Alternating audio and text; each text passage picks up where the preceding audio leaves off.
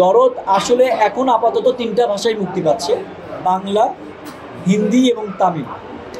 So এটা যেটা আমরা করতেছি সেটা হচ্ছে কান্ট্রি ওয়াইজ, যেমন মালয়েশিয়া, সিঙ্গাপুর, যেখানে তামিল ইন্ডাস্ট্রিটার লোকজন বেশি, আমরা সিলেক্টেড হল এবং সেগুলোর একটা বক্স অফিস দেখে ডিসিশন নিচ্ছি যে কোথায় দিব। এবং সাথে একটা জটিলতা তো আমাদের আছে, সেটা হচ্ছে পাইরেসি জটিলতা। কারণ আমাদের দেশের অডিয়েন্সের মধ্যে এখনও সিনেমা দেখার প্র্যাকটিসটা আমি মনে করবো শুরু হয়নি। ইন্ডিয়াতেও কিন্তু ছবি পাইরেসি হয় প্রথম দিনেই, কিন্তু ওদের একটা প্র্যাকটিস আছে যে হলে গিয়ে ফিল্ম দেখা, এবং আমাদের ওখানে কিন্তু এটা এখনো হয়নি। তো পাইরেসি আমাদের জন্য আমি মনে করি এখন সবচেয়ে বড় প্রতিবন্ধকতা হয়ে আছে। সেটাকে আমরা কিভাবে ওভারকাম করতে পারবো, ওইটার উপর অনেক বিজনেস কেস, অনেক কিছু ডিপেন্ড করবে। Double million offer, Walton fridge কিনে পেতে পারেন 20 লক্ষ টাকা, রয়েছে কোটি কোটি টাকার নিশ্চিত উপহার। আমার প্ল্যানটা এরকম ছিল না।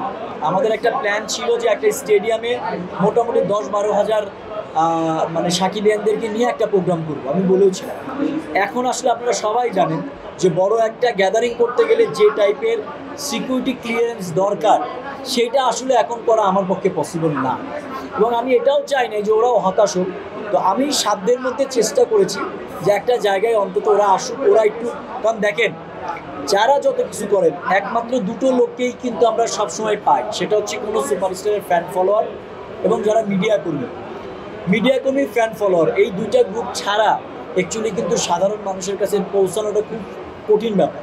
আজকের প্রোগ্রামটা কিন্তু এই জন্যই আমরা শুধু মিডিয়া কর্মী এবং ফ্যান্স ফলোয়ারকে দিয়েছি, এবং এটা প্রেস মিট না, কিন্তু একটা আমরা সঙ্গীত সন্ধান মতো করেছি। আমাদের দুটো গান আছে, আমাদের সিঙ্গাররা আসবে, তারা আপনাদের সাথে একটু কথা বলবে, আপনাদের কোশ্চেনের জবাব দিবে, গানগুলো গাবে, দ্যাটস ইট।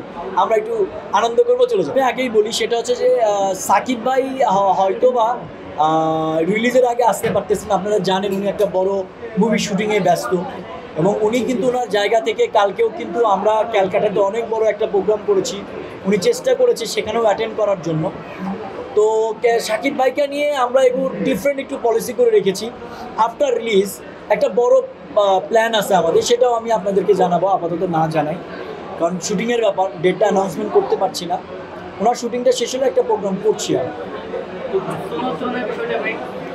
আর সোনাঞ্চলের বিষয়টা, সোনাঞ্চল বাংলাদেশে আসতে পারতেছে না আপাতত, একটু ভিসা জটিলতা, অনেক কিছু আছে, তো সবটার মিডিয়ার সামনে বলা যায় না। তো সোনাঞ্চল আসছে না, এটা কনফার্ম। সেটা ঈদে হোক আর ঈদ ছাড়া হোক, চ্যালেঞ্জ তো সবসময় থাকে। হ্যাঁ, ঈদের জন্য একটু ইজি হয়, কারণ মানুষ একটা ফেস্টিভ মুডে থাকে। এই সময়টা আমাদের অনেক প্রতিকূলতা আছে, তারপরেও আমি মনে করি এখন পর্যন্ত যে অডিয়েন্সের সাড়া পাচ্ছি, হয়তো বা ভালো কিছুই হয়।